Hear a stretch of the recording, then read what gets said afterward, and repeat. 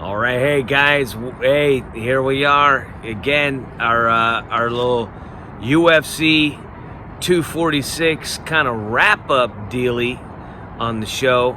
I was mildly entertaining, that's my deal. But here it is, fight conversations with Trez and Lex. What's Super good? exciting, man. We had some exciting fights. The table is set for some more exciting fights. I'm excited for everything, bro. Yeah, so one of the things we're gonna acknowledge right now. One of the things that we let slip on this little deal is we didn't kind of touch on a lot of them undercard actions, and there was some money to be made on Modafferi. 100%. Yeah, she was a live dog, and how much was it? Plus 550. plus 550. Plus 550. How much would you have won if you bet $100 on her? Just threw down a C note. 550. 550. So you would have got 650 back on the deal. 5.5 times your money. That's the way it goes. It's all based on $100. 5.5 times your money plus 550. So yeah, if I saw that, I would have bet on it. I would have bet on that deal. You know what I mean? I didn't even see that. We didn't even even $20 is gonna win you 100 and some change. So crazy, man, slipping on take that a one. shot.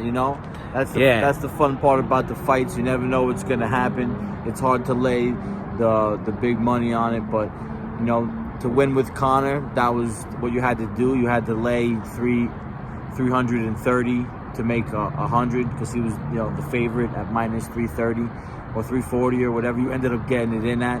But the value was in the over-under, So if you took over or under, you got a better line than that.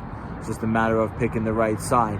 Yeah, next time we got to look at some of them prop bets. You know what I mean? Is it going to be a KO? Do they break it down by the minutes? Do they do anything like that? Is it going to happen within a half a round kind of deal? Yeah, if it's 1.5 rounds, it has to be a stoppage before the middle of the round, 5 minutes, so it would be 2.5 minutes.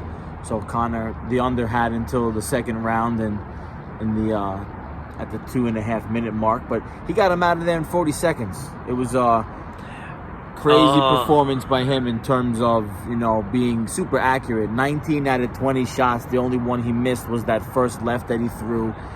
And did Cowboy, did he even get anything off? One kick.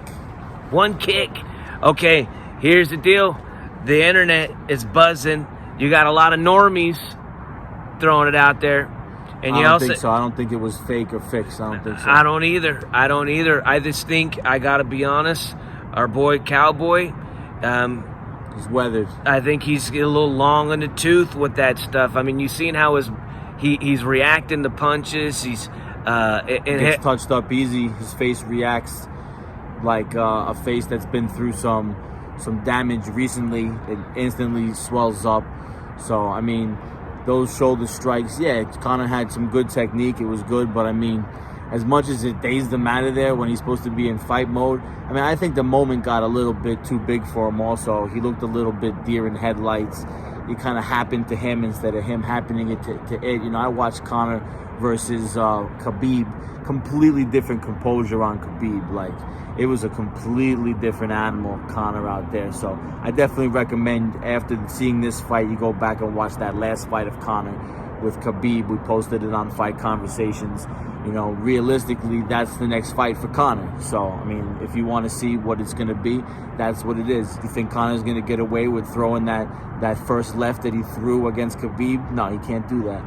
So he can't commit to punches like that, because once Khabib gets a hold of you, yeah, man, and he'll let him go. And I think the most amazing part about Khabib is the fact that his legs are like arms. The way that he uses his legs, like they say he wrestled bears, he kind of uses his legs like a bear, because he kind of wraps them on you and he can hold you as if he's hugging you with his legs. He can hug your legs and hug your body with his legs like he's climbing a tree. You're just a tree that he's holding on to, and you just won't let go. So Khabib has the formula to beat Conor. That's going to be a tough fight for him. I think so too, man. I think so. But I just want to comment also on Cerrone. take some time off, dog. Heal up. Heal up. I don't think you're healed up. But take some time off, man. That's all I got to say. That was the big money fight for him, but realistically, I don't think his head was in the right place where he had to be. He wasn't going in there with a killer attitude. He was more just, I don't know. He was kind of on his heels. It looked like. We talked about before how like has he healed up from the other injuries with his eye and all that stuff. And right now I think the best thing is just take some. One of the busiest dudes in the game, man, throws down at a drop of a hat. You don't need to. You don't need to no more. The problem is that when he's busy but he's getting injured, his face doesn't have the time to heal up, and it's getting injured. Ever since Tony Ferguson touched that eye, it seems like every fight we see his eyes all swollen up. So he needs some time for that face to recover. Yeah, man. We appreciate Cowboy's urge to get out there and fight again, but realistically, if he don't take some time to let himself heal, anytime he gets touched up, it's going to be like a tissue paper face kind of situation where he's getting just stopped because of the damage. Yeah, even though he could be physically going, it's. We saw it happen to Nate Diaz. I mean, Nate Diaz, he fought again quickly, and the eye didn't fully heal. I mean, he was talking about maybe getting some kind of a procedure to help it heal or be stronger. That's scar tissue, though, man. But this is different, though. It's the swelling. It's the knotting up. It's the wear and tear, man. These guys have been fighting forever. And at the end of the day, there's going to be some wear and tear that comes up, and it's going to be a factor. A young face that hasn't been, torn is going to be different than a face that's taken abuse. It's just how it is. Yeah, and as a fan, just want to say, much thanks. But at the same time, man, I want these guys to think about the future. Oh no, he's gonna come back and fight some more fights for sure. He's got the name now. Dana should give him like a softball lob fight in the future. Some guy that's coming up that's a striker also, but that has a distance disadvantage that Cerrone could kick his head off.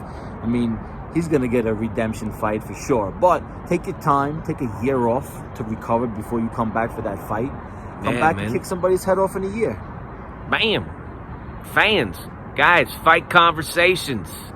We're talking fights, and we're going to be talking some more fights in these next upcoming weeks. We got some boxing on the slate. We'll keep you posted what we got going. UFC also around the corner with UFC 247 already. So there's a lot of things going on. We'll keep you posted. Fight conversations. We're talking fights. Yep.